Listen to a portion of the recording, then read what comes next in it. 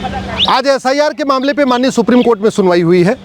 पहले मैंने मांग किया हुआ कि एसआईआर पूरे देश में होना चाहिए, रेगुलर इंटरवल पे होना चाहिए। दूसरा, मैंने ये भी कहा है माननीय सुप्रीम कोर्ट से कि जिन 5 राज्यों में अगले साल चुनाव है 2026 में मई में, असम, बंगाल, तमिलनाडु, केरल और पुडुचेरी, वहाँ तत्काल एसआईआर की प्रक्रिया शुरू होनी चाहिए, जिस पे इलेक्शन कमीशन ने भी हाँ कर दिया है कि वो एसआईआर की प्रक्रिया शुरू करने जा रहे हैं। तीसरी, हमने मांग किया है कि आधार को किसी भी कीमत पे न तो एज प्रूफ माना जाए, न तो रेजिडेंस प्रूफ माना जाए, न तो डोमिसाइल प्रूफ माना जाए, न तो सिटीजनशिप का प्रूफ माना जाए।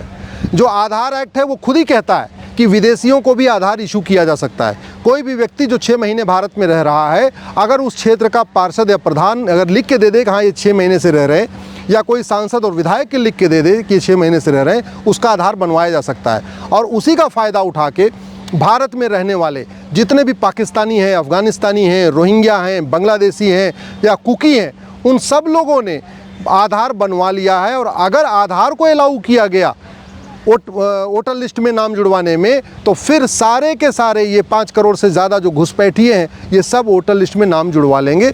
इसलिए मैंने माननीय सुप्रीम कोर्ट से कहा है कि जो पिछला 8 सितंबर वाला ऑर्डर है, जिसमें बिहार में 12वें डॉक्यूमेंट के रूप में आधार को अलाउ किया गया है, उस ऑर्डर को मॉडिफाई करना ज़रूरी है, उस ऑर्डर को रिकॉल करना ज़रूरी है, क्योंकि उस ऑर्डर का उपयोग करके बिहार में बड़े पैमाने पे जो रोहिंग्या रहते हैं, बांग्लादेशी रहते हैं, पाकिस्तानी रहते हैं, अफ़गानिस्तानी रहते हैं, वो सब अपना नाम जुड़वाने की कोशिश कर रहे हैं। वोटर लिस्ट में जुड़वाने के लिए 2 प्रूफ होना चाहिए। एक तो एज प्रूफ होना चाहिए कि हाँ वो व्यक्ति 18 साल का पूरा हो चुका है। दूसरा, रेजिडेंस का प्रूफ होना चाहिए कि वो उसी क्षेत्र में रहता है। कोई व्यक्ति सिटीजन है, लेकिन उसके अलावा ये भी प्रूफ करना पड़ेगा कि वो उसी क्षेत्र में रहता है, तभी उसका उस क्षेत्र में नाम जुड़ेगा। आधार ये दोनों ही प्रूव नहीं करता। माननीय सुप्रीम कोर्ट का खुद का जजमेंट है, जिसमें माननीय सुप्रीम कोर्ट ने कहा है कि आधार एज प्रूफ नहीं है। हाई कोर्ट के कम से कम 10 जजमेंट हैं, जिसमें हाई कोर्ट ने कहा है आधार एज प्रूफ नहीं है। कानून खुद कहता है ये एज प्रूफ नहीं है। आधार अथॉरिटी ने 2022 में, 23 में, 24 में 3 अलग अलग नोटिफिकेशन इशू करके क्लेरिफाई किया है कि आधार एज प्रूफ नहीं है। तो फिर किस आधार पे आधार को उपयोग करके लोग वोटर लिस्ट में नाम जुड़वा सकते हैं? दूसरा, आधार रेजिडेंस का प्रूफ नहीं है, डोमिसाइल का प्रूफ नहीं है, सिटीजनशिप का प्रूफ नहीं है। तो आधार दोनों ही चीज़ें प्रूफ नहीं करता, ना तो एज को प्रूफ कर रहा है, ना सिटीजनशिप को प्रूफ कर रहा है। आधार सिंपल आइडेंटिटी को प्रूफ कर रहा है। आधार केवल ये बताता है कि हाँ भाई ये असली व्यक्ति है। चूँकि आधार में आँखों को स्कैन करते हैं, पंजे को स्कैन करते हैं, तो आँख और पंजे को स्कैन करके केवल ये देखा जाता है कि कोई डुप्लीकेट व्यक्ति कोई डुप्लीकेट व्यक्ति वो क्लेम ना करे। मेरा आधार केवल ये बताता है कि हाँ मैं अश्विनी उपाध्याय हूँ, ये मेरा आधार है, ये मेरा आधार नंबर है। लेकिन मेरा आधार न तो मेरी एज बताता है, न मेरा एरिया बताता है, न मेरा डोमिसाइल बताता है, न मेरी सिटीजनशिप बताता है। भारत में जितने भी विदेशी जो दूतावास बने हुए हैं, एम्बेसीज बने हुए हैं, सबको आराम से आधार बनता है, क्योंकि ये कानून में लिखा हुआ है, ये आधार एक्ट में लिखा हुआ है कि जो भारत में 6 महीने से ज़्यादा रहेगा उसको आधार मिल जाएगा। और उसी का उपयोग करके पूरे जो भारत में घुसपैठिए रह रहे हैं वो आधार बनवाते चले जा रहे हैं। आधार बनवाने के लिए कोई डॉक्यूमेंट भी नहीं चाहिए, सिंपल पार्षद और प्रधान लिख के दे दे या विधायक सांसद लिख के दे दे, उतने में बन जाएगा। मैंने माननीय सुप्रीम कोर्ट से ये भी कहा है कि जो 11 डॉक्यूमेंट इलेक्शन कमीशन यूज़ कर रहा है बिहार में एसआईआर के मामले में, उसको आधार से कंपेयर नहीं करना चाहिए, क्योंकि जो वही 11 डॉक्यूमेंट पहले से इलेक्शन कमीशन ने नोटिफाई किया है वो कंट्रोल्ड डॉक्यूमेंट है, वो गवर्नमेंट के डिपार्टमेंट में बनते हैं, वो प्राइवेट लोग नहीं बनाते। वहाँ पे 2, 3, 4 डॉक्यूमेंट चाहिए होता है, उसको बाकायदा वेरीफाई करके वो डॉक्यूमेंट बनते हैं।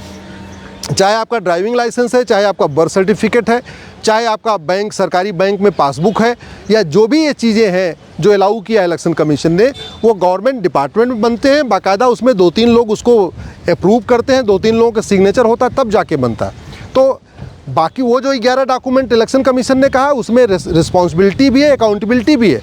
अगर कोई फर्जी डॉक्यूमेंट बन जाता है तो बाकायदा एफआईआर भी होता है, केस भी होता है। वहीं दूसरी तरफ आधार के मामले में ना कोई रिस्पॉन्सिबिलिटी है ना अकाउंटेबिलिटी है, क्योंकि आधार कोई गवर्नमेंट ऑफिस में बनता नहीं, गवर्नमेंट डिपार्टमेंट में बनता नहीं।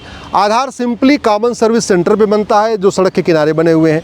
आधार प्राइवेट लोग बनाते हैं, उनका गवर्नमेंट एम्प्लॉई भी नहीं होते, वो कॉन्ट्रैक्ट एम्प्लॉई होते हैं, ठेके पे उनको रखा जाता है, उनको आधार का बनाने का टाइम दे दिया जाता है, कुछ कमीशन लेके वो आधार बनाते रहते हैं।